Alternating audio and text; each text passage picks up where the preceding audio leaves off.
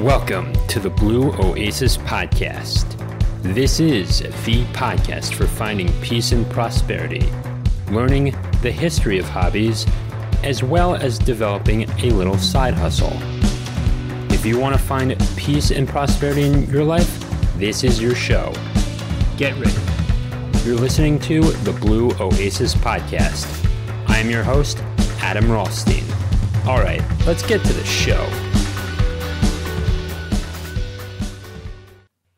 And welcome back to the Blue Oasis Podcast. I'm your host, Adam Rothstein. So I watched college football on Monday night, and let me tell you something. Georgia and Alabama, what a game. The first three quarters, or almost the first three quarters, there was no touchdown. It was 9-6 in favor of Alabama, and then in the final quarter, in the final part of the third quarter, Georgia got a touchdown and got the ball rolling. Pun unintended there, but it was a good game, and if you watched it, you were probably impressed as well. So today I'm talking about sports betting, college football, and just being able to place bets and just start a business around college sports. It's incredible what you can do with it.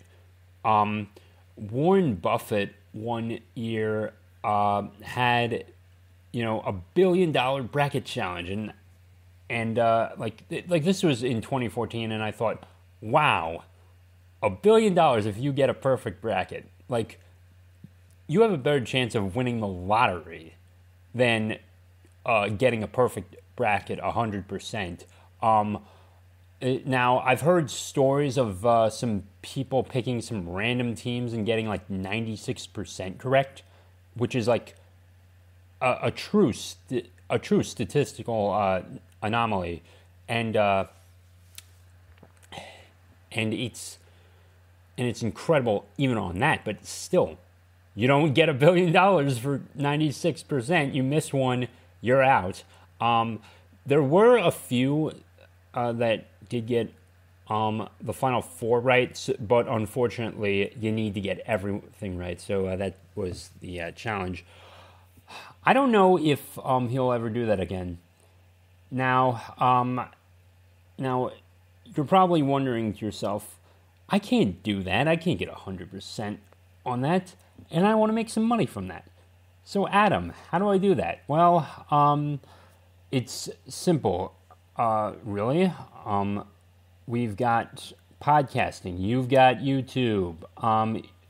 And now, from what I've really been seeing is that Rumble actually has a way to you can actually make some revenue on Rumble if you go in on the back end. I do love the functionality of this platform, and it's easy to work with and even integrate with your YouTube channel if you have that as well. Now, the first thing that you should know when you're talking about college sports is that you still need to know the athletes of each team. If you're going to be writing something on Substack or doing a newsletter and stuff like that, you need to know these players' names and you need to know their abilities. It's way more complicated than watching the pros and picking up their names. It's a little easier to see them because typically they're going to have a good day 9 times out of 10. And the superstars are going to have a good day 9.5 times out of 10. So it'll be easier to know who's good, who's bad, and who you can talk about when you watch something like Major League Baseball. There are like hundreds of NCAA teams, D2s and 3s, I guess will count. Sometimes these are broadcasted, the D2s and 3s. If you're like on a local channel, like channel 20 or something, whatever they're doing with the numbers. But you still can find certain players and just see who's going to do well. And you want to talk, if they go to the pros or something, if you have like one of, I'm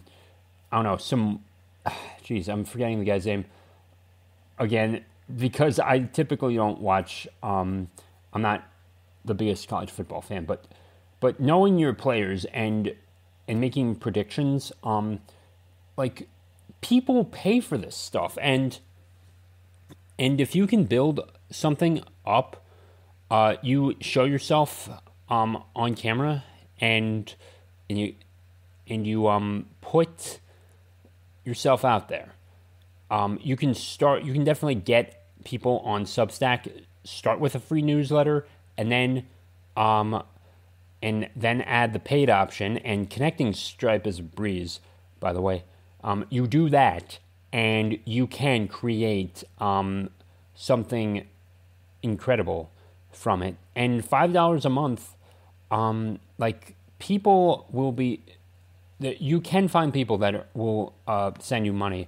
I have received a couple donations with this podcast before, and it certainly has given me that confidence to keep going. So you can also start a podcast. You can also just ask for donations, even if you're doing something like YouTube or Rumble. And you can, and I wouldn't do this, but if you can ask for donations at the end of your Substack articles, but that just seems a bit, it's not my cup of tea. But if you can get a donation out of it and you're honest about your intentions, go for it. Not my way of asking for donations through a newsletter per se, especially when I'm offering it for free and I have a paid one. But if you just want to do it free and just ask for donations, nothing wrong with that at all. Now, speaking of subscriptions, Substack has a way to get your podcast to your email clients, to those on your email list who are paid subscribers. So you can actually still set up a paid subscription and send the RSS feed over there. Now, what I'm doing with one of my other podcasts, the Goalie Kid, I'm just going to have the audio and then just link it to a YouTube video, or I'm just going to attach it as an MP3 file or WAV file, and just link it to where it needs to go. So I'm not sure if I can unlist the video on Rumble, but I may just be putting that on YouTube as well. And you can also do this. You can keep videos unlisted and then just have people pay, and then they get that special link to and special access, early access if you're running a podcast. You can certainly do that, or you can just keep those links exclusive to your paid, those on your email list who are paying you for that paid subscription. Yeah. So so I am at this time also creating a fictional podcast called The Goalie Kid, and that is going to be a bit of a plug, but here's how this applies to you, is that, even with college sports, you can certainly take some inspiration from a game and then just make a story around it, and also just create a nice story around college sports. I mean, look at Rudy in the sense of that movie and what it did.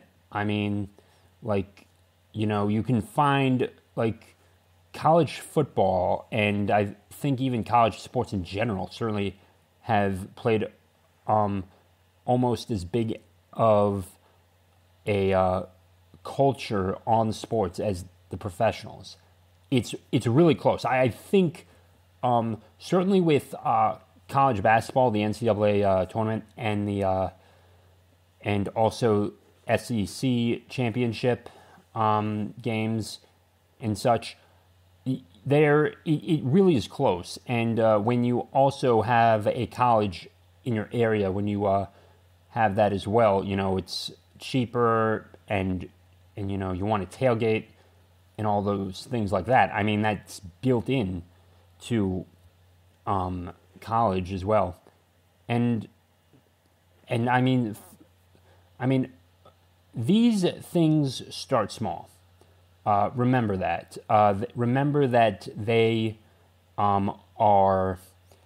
I'm going to try and put this as well as I can. College football. There was no professional football. It was college at first, and they played with equipment not nearly as safe as today, and they were a lot rougher back then. So there's that. Basketball was, it was nothing like what it was today. You actually had to pass the ball or shoot. There was no such thing as dribbling. It made no sense. And then these leagues change, and then they take off, and they make incredible businesses on TV and such, and they inspire people to go be college athletes, and just go earn a scholarship and go get an education. Yeah. Now back to sports betting. Sports betting is now coming online. You have states like New York, I think New Mexico as well, who are now getting into the sports betting games, and that is incredible. I genuinely believe that you should be able to bet on any sport, put some money down, and hope for a nice little return. Like, put $5 down on Georgia, and then just bet, and so what? You lose $5. I really do hope that every state does this, because it is an opportunity for everyone, because they know the odds. They want to take that bet, and if they can 10x their bet or whatever, or just double their money or whatever, let them. And if they lose, it's on them. They were willing to take the risk. They are going to reap what they sow, good, bad, or indifferent. But I would have loved. I think I might. I don't know, but I do hope that one day that it's in every state, because people want to bet. People want to take that risk, and people study these games. I mean, James Holzhauer certainly has certainly bet on football a bunch, and it's great what he did, and he just uses statistics. It's incredible the models he uses for this, and you can also predict this if you watch enough college basketball or any sport, really. Here's one thing I will tell you about this, because this story is incredible. I predicted the Cleveland Indians winning the World Series in 2016. Here's the thing about this.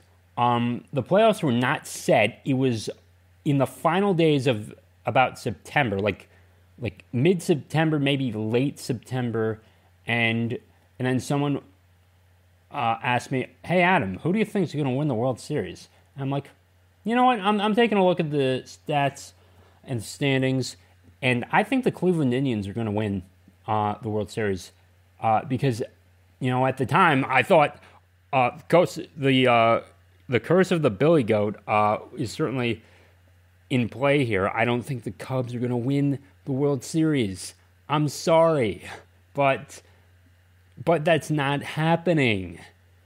And then in Game 7 of the 2016 World Series, they wind up winning the whole thing, and then just like I was off by 1 run, and they were up 3-1 and they lost. They were up 3-1 as well, and they lost. I don't know, like I should have been able to take a risk too. I would have lost a lot of money, but the point is that if you have that feeling that you really do want to take that risk, be careful with your money, and definitely find a good bookie, and yes, be a responsible adult. What else is there to talk about? I don't know what else. Let's take this back to the 1950s when, it was common to bet on horse races and everything. And I think you still do in Kentucky. I don't know how they do it there, certainly with the Kentucky Derbyers as well. But and you also see this at like the dog track, like they really, I do not get the dog track at all, but they just put, so they just there are most of those people are foolish. They they will just bet on some horse or dog or something and be like, oh yeah, it's like, oh yeah, it's like not Secretariat, but the horse that was oh yeah, here comes Nappy, here comes Ms. Pac-Man, or here comes Donkey Kong or something, like some stupid name that, the dumbest name that you can come up with, and it's probably been a horse's name, and Bingo or something, like even dumb like that. But then it's but they will name it something like, oh yeah, going to sleep on the 40 in the middle of the lane, going to sleep in the middle of the lane, going to sleep, wins the race, or something like that. And don't bet on the horse or the dog or whatever that has a dumb name just because you think it's a good bet and it's funny. Do not do that. And I would not recommend you bet at these races, because it's you really don't know how they're going to perform. With baseball, with basketball, with football, and hockey, you have a more clear idea. And sometimes you get the overtime. Sometimes they tie in football. I wouldn't necessarily bet ties at all. But more of the performance with basketball and baseball and hockey, because there are more games played, and with a horse or a dog, they could break a foot, they could bump into one of the other dogs, and there goes your Christmas money, and And I don't think it's worth risking that money just to make an extra buck. Now, we talked about blogging, we talked about sports betting, attending the games, and also meet up with people as well, and just show them what you've got. Like you tailgate, you meet people at the college football stadium or wherever you're going, and you have a newsletter about college football. Show them an article. Show them what you're working on, or show them your podcast when you get deep into the conversation. I'm a podcast junkie. You're bound to find at least 100 of podcast junkies at a college bowl game or whatever. At the Chick-fil-A Bowl, the Orange Bowl, the Sugar Bowl, the Cereal Bowl, you're likely to find 100 people when it comes to the game, or at the stadium rather. You're likely to find 100 people that like what you like, whether it's a college football podcast or a newsletter, and you can definitely find 100 people, or 500, or even 200 people rather, 500, 200, 1,000, and you can tell them, recommend this podcast, recommend this newsletter, and then just advertise through your newsletter, your free newsletter, that you have a paid newsletter, or you have a paid subscription service to get extra benefits when they really get to know and like you, and just share it around. Tell them to share it around, and it's a free way of advertising. And if you are liking this podcast, please share this with your friends and family, and send this to 3 people. 2 people who you know are going to like this, and 1 person who's a bit on the edge and it's like, I don't know about it. And something like that is the tactic that I would use. Just start, like, don't do too much, but just tell them to share, and that can make the difference. And to get started with a podcast, I would recommend using Spreaker. You can put on pre-roll ads, post-roll ads, and mid-roll ads to your podcast. And I have probably a pre-roll ad and a post-roll ad on this. But no mid-roll ads, certainly not when it comes to the main part of the show. We learned a lot through this episode. I learned a lot researching this as well. I guess you could, I don't know if you could actually, buy a jersey as well. I mean, you could buy a jersey and make it as an investment, and then just see how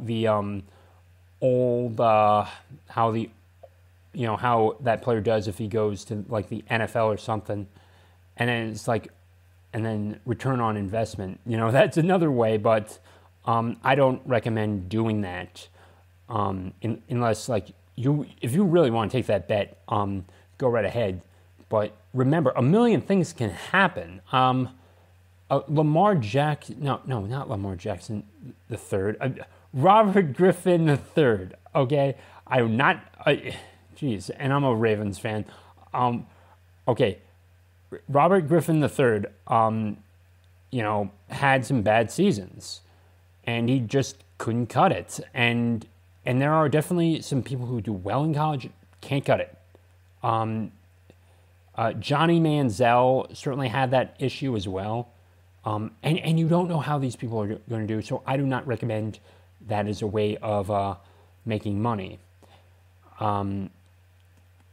Definitely, now, going back to the newsletter, going back to a paid podcast or just doing even maybe graphic design for a school, or just doing some graphic. Maybe you could work something out as well, but probably with the logos, don't do that. But even with, you could. Here's something that you can do. You could build like a paper mache of a college football stadium and just make it like really, really shine or something like that, and just like really make it your own, and just like make a model of it and show it off on Instagram as well. Now, that doesn't necessarily get paid clients, but it gets eyes on you, and then you could link it, put a link down below to your podcast, and if enough eyeballs get on it, they'd be like, I might give it a try, and you put that link, that RSS link, you put the link to your podcast, you put the link to your Substack everywhere you can. You show off what you got. You bring your A game every day, and people will eventually listen. I've made 56 episodes and had almost 2,000 downloads to this.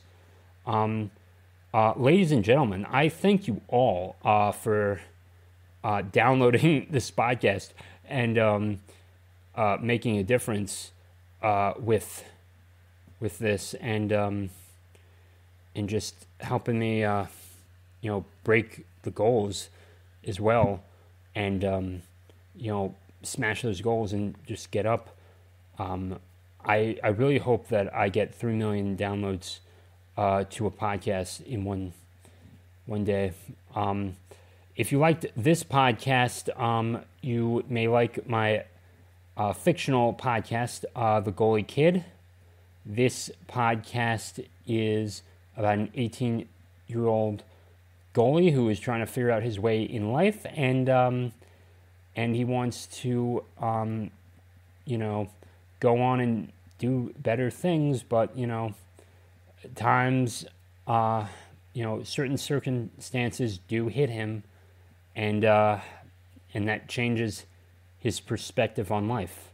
And if you are into entrepreneurship or hockey, definitely go download the trailer now.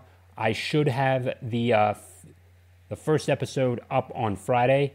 It'll probably be around 15 to 20 minutes, but if you are into hockey and or entrepreneurship, I think you're going to love this audio production of this fictional podcast, because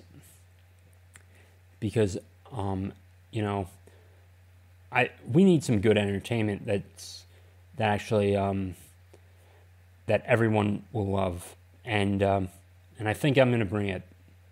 I know I will bring it, and it's this mindset that's made me as successful as I am right now. So I'll be honest with you. I'm cautiously optimistic, but I'm optimistic nonetheless. Nonetheless. All right, that'll do it for this episode of the Blue Oasis Podcast.